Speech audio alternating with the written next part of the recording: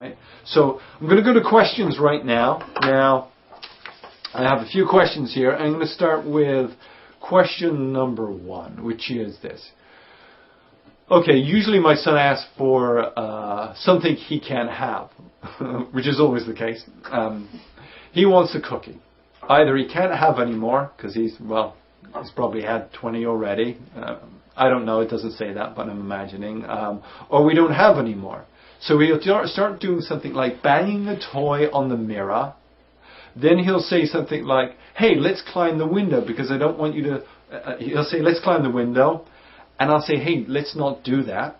And then he'll move on to other things, onto the table or the chair. And he just keeps wanting to climb the window. And this is what the mother says. She says, my temper just overheats when things get destroyed. Okay. Couple of things. It's great. The mother is mitzvah. You're getting overwhelmed. You're getting overwhelmed. You're getting a little bit uncomfortable as you see things getting destroyed. Number one, what I would do is, obviously, and maybe many of you have done this already. So if this is so simple, forgive me.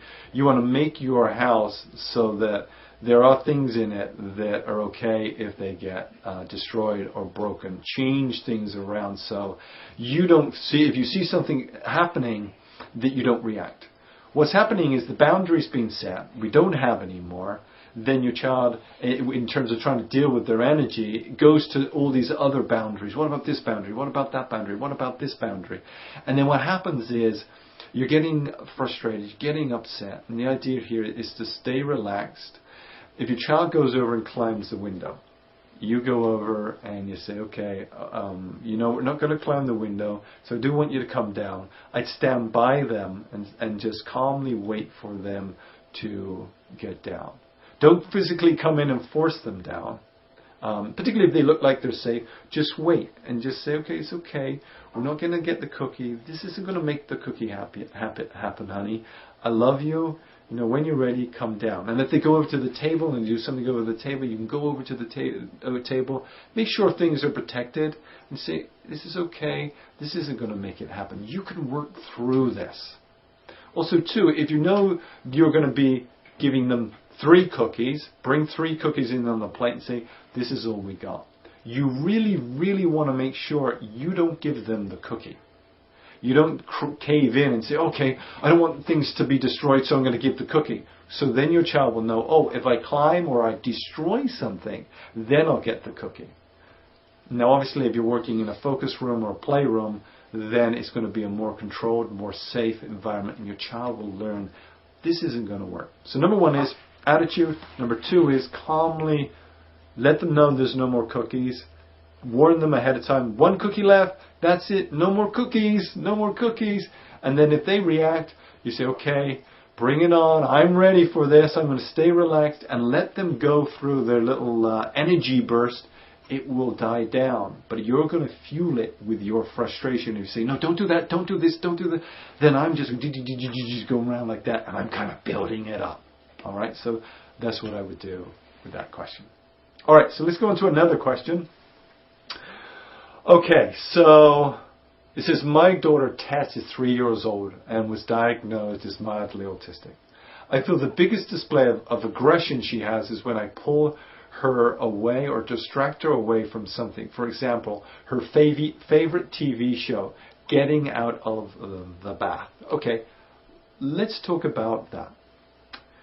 With our children, if we're going to move them physically, if we're going to change something in their environment, something that they're particularly attached to and love, I'm going to let them know ahead of time. Give them a warning. I'm going to stand in front of them. I can't tell you how many times I've seen people come up to a child who has a runny nose, get the tissue, come up behind them and go like this. Now, if that happened to you or me, I'll be hitting them. All right. So, and now what you're wanting to do is say to Tess, hey Tess, we got a few more minutes, and then we're going to be getting out of the bath. All right. We're going to get out of the bath. Now, before we get out the bath, in about 3 minutes, I'm just going to unplug the water, and the water's going to go out. So you slowly let your child know. Get down in front of them. Now, not too far, like you're in their face. Now, if they're not looking at you, believe that they're going to understand and comprehend what you're saying. So you give them a warning. Let them know. Say, okay, here we go. I'm about to do it. Here, I'm going to let the water out. There we go. The water's going out. All right, I'm going to pick you up. Something else with the bath. Give yourself plenty of time versus, okay, we've got to get in the bath, do the bath and get them in bed by 10. Or 10, or get them in bed by 8. Some children go to bed at 10, I know. Or in bed by 8. So what you do there is you start the bath and give yourself plenty of time. Make that part of the process versus, I got to quickly do it. So you wanting to do that. With the TV, you're going to want to let her know ahead of time that you're going to turn the TV off. Now, for those who are running sunrise programs and have removed the TV and have seen the benefits of removing the TV, then I know this particularly won't be a question for you. But for those of you who do still have the TV and you're wanting to then turn it off, is again, warn them ahead of time. Okay, I'm going to turn the TV off. Okay, 5 minutes. Can you turn it off in 4 minutes? 3 minutes? 2 minutes? Now, it's okay if you're going to cry, but we're going to turn it off and we're going to keep the TV off. Do not turn the TV back on when your child screams and shouts and cries, because you just told them, scream, shout, cry, hit me, pinch me, bite me, and I'll turn the TV back on. So that's how I would handle that situation. As I'm doing this, I have the attitude of, if you're going to pinch me, hit me, I can handle it. I'm ready to deal with this. All right. Let's go to another question. Thomas is using aggressive behaviors both to express a want and when he's feeling pain during urination. Do we respond to the behavior in the same way? I think we've covered a little bit about what to do when they're communicating something that they're wanting. What I would do is,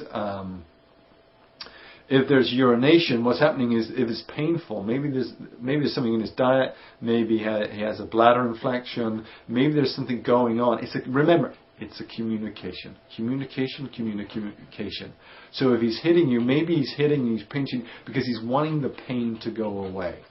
So maybe that's something to look in. Maybe look into their diet, take your child to the doctor, have them examined to see what's going on. Maybe it's a really painful event that's occurring. Now, if your child is hitting you, maybe what you do is you bring an object and say, okay, look, if you've got this energy, here, bang on this drum, hit this ball. Or if you're pinching me, here, look, hold my hand and squeeze my hand. I'm going to squeeze your hand. Yes, that's good. Isn't that great? So you're going to help them deal with and really focus on that energy. So when it comes to, let's say, something that looks like they're in physical pain, then what I'm going to do is be there in that particular way and say, let me help you. Maybe I can squeeze your head. Maybe I can make it easier for you. So that's the way I would deal with that one. All right, let's go to another one. It's the explosive aggressive behavior that we have a problem with. When his brother makes a sound, whether it is from being happy or sad, sometimes it can cause my son to take off into a full run with fists flying. One small noise gets him up. All right. Now, something to think about. Maybe your child has a threshold. Maybe all the way through the day, they've heard all these noises, sounds, maybe they're being taken out, going here in school, all overwhelming. And so what happens is they're full up with all these things that are out of control and overwhelming. And so they hear one other noise, and bang, off they go, and they're heading towards their brother with fists flying. Now, so part of it then is really evaluating, okay, what's the situation? How can I help my child have a more controlled, more predictable experience for the rest of the day so that they can handle these sounds, these noises? Maybe your child is very auditorially sensitive. One of the things we encourage families as they come to our startup program and they become aware that, hey, my child is hearing sensitive. My child has it's very sensitive to frequency and to the pitch and to the volume of sounds. there's a treatment called auditory integration training that we recommend to families to have that done, so they're not overwhelmed, so easily overwhelmed by the sounds around them. They're more easily able to cope with these sounds. Now, one of the things you're also going to want to do is, if you know your child's in this sensitive mode, in this situation, that's not the time to go off and try and do the dishes. This is the time to be around and be there. Because what will happen is, if you're not there, you know your child's sensitive, and within 2 minutes they're going to be hitting your brother, his brother, and you're going to be in there. So you're going to want to be in there and keep them apart. Maybe you're going to want to set a program up, if you don't have a program, where your child is more in their focus room and playroom, and getting the kind of control, getting the kind of attention that will help them handle these situations. Again, I can't tell you how many families have said, after running their Sunrise programs, that their child is more easily able to interact with their siblings in more of a typical way, and able to handle the variation in the stimulus. So that's what I would do in that particular case. We had to do it with Jade. Malik was I have a son too, Malik, and when we were running a program with Jade, she was very sensitive, and Malik would just keep coming over. It was actually him coming to Jade, and she was screaming, shout and cry when he did that. And so what we had to do was, one of us had to be there to look after them, and so we had to stop doing what we were doing and be in there and run what we call a buffer zone. I was like the bouncer for Jade. Stay away, Malik, stay away. And as we ran our program, Jade was then more capable of looking after herself. All right, so that's what I would do in that situation. Now, next question. My son is 8 years old. He will attempt to bite, hit, pull hair, and dig. The situation prior to this is usually when we are just playing a little bit. Then, for no obvious reason, out of the blue, he will attempt to get aggressive. Any ideas for the situation? Well, could be a number of different things. Like, as you're playing the game and your child's getting excited, obviously seeing it as a communication. Are you being too difficult? Maybe you're asking them too much. During that time, you're saying, well, you're asking them to say a word or say a sentence or to look at you, and you're saying, and you're pushing them to, come on, say I want to tickle, or I want to ride, or you're really pushing them to, hey, let's talk about a different conversation. Let's talk about a different topic. And so maybe there's a push behind that, and there's too much, and the way to stop it is they bite. Maybe there's a sense of, it could be that. Maybe there's just a sense of overall excitement or energy that they have, and they're trying to, bite. Maybe they've connected the two, which is, I'm in an interaction, I'm enjoying this interaction, hey, and when I bite, I also see people have a big reaction, and I want to see that too. So it could be that that's what they're looking for. Now, as I said, and I talked about earlier about a child who would be really excited and be in this interaction, it'd be a very connected, intense interaction. Bite me on the shoulder. So what I did at that point was aware that this particular child was in a particular situation. So they get excited, they bite me. So next time I gave them a spin, and then what happened is, what I would do when I'd finish the spin, I kind of ease their body away from me. I kind of sit down and rest them on their legs, so making it harder for them to bite me. So they could see that, okay, they had this energy and they dealt with it differently. So if your child's getting into this way and this mode of being, then be aware of it, they do it, and then what you do is you premeditatively think about, okay, when we get this game going, when this happens, my child is in a mode where they want to pinch me, so I'm going to put them down, or when I finish tickling them, I'm going to step well back from them, and then what I'm going to do is make the request. I'm going to start positioning. Biggest thing is, as best you can, I know this might be challenging, but I've seen it done, and you can get to a place. So if your child pinches you, that you go, you don't make a big reaction. You go, oh, okay. And then you say, oh, you want to pinch? And you give them your hand to pinch. Or you want to hit? Oh, let's hit this. Still comes back, and you also too want to make sure, again, consistency. You're really wanting to make sure everybody is operating this way. so that your child gets the message, this isn't the way to do it. Alright? Alright, let's go. Another question. I have a 14-year-old. Okay, we have an older child who spits. He doesn't spit on you, but he plays with it and spits up and into the air. He does it at lunch when you're working with him, when he is working along. When he is working along, have tried everything you said and can't figure out why he does this.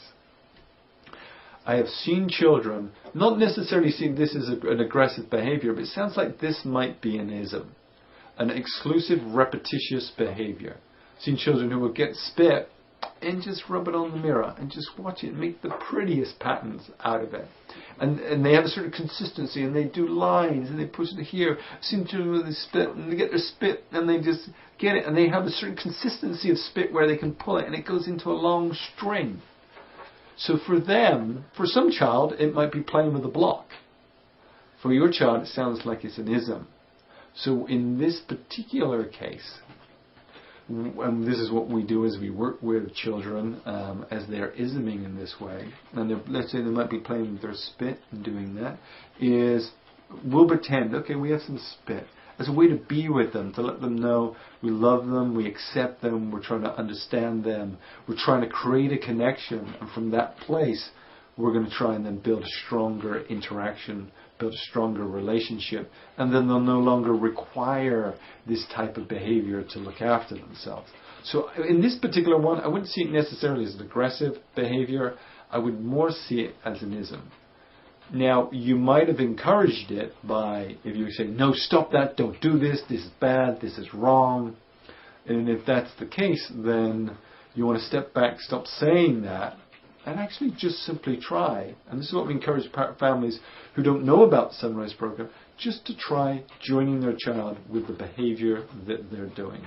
And with the spitting, where they might spit, they go, and they spit up, you can pretend, see what happens. Get a bowl, and if you want to say, oh, here, let's just spit into the bowl, and start to channel it into an avenue that your child is still spitting, but right now it's not all over the place, it's into a bowl, and that would probably be something I'd do in this particular situation. Big thing is your reaction and your discomfort is to be as relaxed with it as you possibly can, because what we react to is a guideline will grow. Alright, so let's go on to... My son will start jumping up and down and make a tense looking face, and then comes and pinches me and starts to cry.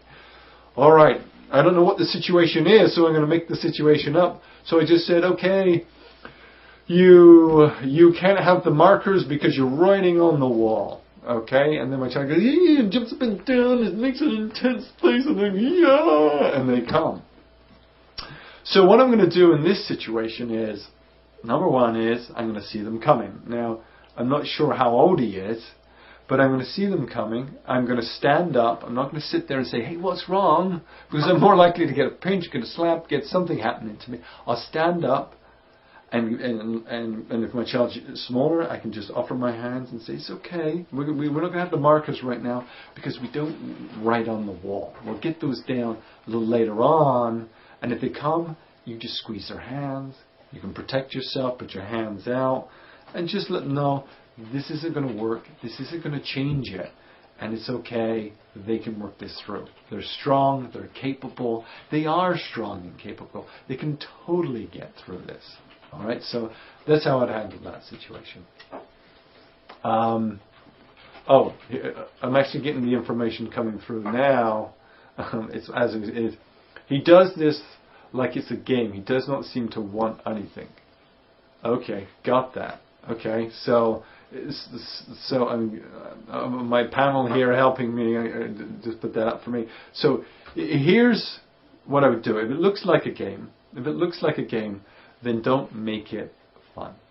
Simply, like, if you're going, again, as I told you earlier, I'll let you go, oh no, gentle, you can be gentle, that's it, gentle hands. It's a game. So what I would do is say, if your child is hitting you, and say, oh, if you want to hit, here, look, let's hit this. I wouldn't say no. I would just say, okay, just hit this drum, or hit this ball. Or if you want to hit, you can hit my hands. Or if you want to pinch, you can pinch this. Again, consistency. Make sure everybody's doing this. So if this is a game that looks like it's developed, you can diffuse the game by taking the reaction out. Just imagine this, you have clown clothes and you remove the clown, the individual, and all you got is these colorful clothes. It's not interesting, it's not fun, it's not exciting, it's not negative, it's not a bad thing, it just is what it is. It's neutral and you're not going to give it any reaction. Alright, my daughter is 4 years old. When she is very happy and we laugh together, she hits me. Alright, what could I do? I just take her hand gently and tell her, don't hit me, but next time we will laugh together, she will hit me again. She is not angry, she's happy, but she hits me. Well, maybe again, what she's done is created an association. This is part of the game. We're laughing, she hits, and then she likes the part where you come in and say, don't hit me, don't do that. So what you can do if she hits you, you can say, oh, instead of saying, don't do that, and I put a wall up and say, oh, you want to hit, come on, then let's clap. We can clap together, yes. So you channel it into an activity in a game that you want. Because, and also too, not to get reactive, not to get uncomfortable. Say, no, don't do that, don't do that. Okay, so that's what I would probably do in that situation. Now, next question. My daughter keeps pulling my hair. Every time I get close to her, she takes out big chunks and it hurts me. I've tried to show her it hurts by pulling her hair back, but she just laughs. Yeah, as a way to help your child, as a general guide, like if your child hits you, you don't want to hit them back. If your child pulls your hair, you don't want to pull them back. If they pinch you, you don't want to pinch them back. That's just reinforcing the behavior. You've got to ask yourself, remember the steps here. What am I doing? What am I doing that my child pulls my hair? Am I in too close? Am I in their face? Are they doing something that I'm interrupting? Are they exclusive right now? And as I come in, they pull my hair and I back off. Is it a way to keep me out of the picture? Because when she pulls my hair, I get all upset. I go up all inside of myself. I get angry, and I'm no good to nobody. So part of it then is really saying to myself, okay, pulling her hair isn't going to work. I got to be calm and relaxed. What am I doing to cause this to happen? You can also choose things. We've had many children who will pull hair, and if we're aware they're in a hair pulling mode, we'll stay distant from them and create games and activities like that. We'll tell our facilitators to, if they have long hair, to make sure their hair is pinned up. Now, if your child does pull your hair, here's what to do. So what I'm going to show you here is, let's say your child pulls your hair and pulls like that, and they got your hair real tight. What you do is you don't yank your head back, because that's causing a reaction. You actually lean in and push their hand towards your skull, and you see by pushing on it, the knuckles spread out, and then you put your fingers in and you just pull your child's hand back, stand up, and then say, oh, if you want to pull some hair or pull something here, you can pull on this blanket. You can pull on this doll's hair. And that's the way I would do it. Don't get into, no, don't pull hair, that hurts, don't do that. You can see, look, if I don't speak and I say, you can see my face is a big old reaction. So we're not wanting to give a reaction. We're not wanting to face it like saying, no, no, no, no. If it was as simple as that, your child would have stopped doing it. They're doing it to communicate something. They're doing it for a reason. They could be doing it very much for your reaction. All right, so this is all we have time for. It's been fabulous, fabulous. Thank you for joining me tonight. There's a little bit of information.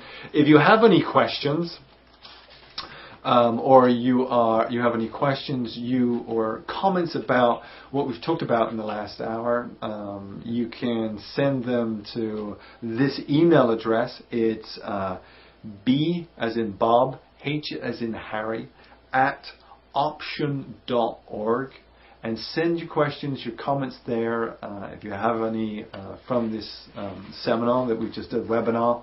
Also too, if you want to find out more information about our program, for those who have just tuned in, who this is your first time connecting and coming to understand a little bit about the Sunrise program, you can go to autismtreatment.org.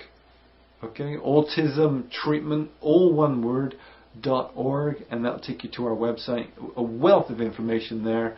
We got our principles on there. We have our developmental model, our social developmental model, very detailed, can help you with your child. Very powerful tool. You can also call us 413-229-2100 to get through and speak to and set up a time to speak to one of our family counselors who can help you further with any questions you have about the Sunrise program. Or you can call 1-877-766-7473 if you have more information. And for those who this is the first time and you're interested in the Sunrise program, we do have the startup program. We have one in June 15th through the 20th. It's a 5-day program. It gives you a thorough grounding in the attitude and the educational techniques that families are using all around the world, and seeing profound changes in their children, seeing the development that they always dreamed and always wished and always wanted to see. They run Sunrise programs and they start to see these types of changes, even changes in the challenging behaviors. They see those diminish and reduce. We also have a startup, if you can't make the one in June, in August 10th through the 15th. So that's another one you can do maybe at the end of the summer. I think that's it. Is that it, guys? Yes, I think that's it. Fabulous. Hey, have a great rest of the evening or day, wherever you are. Been lovely speaking to you, and I hope to see you soon. Thank you so much.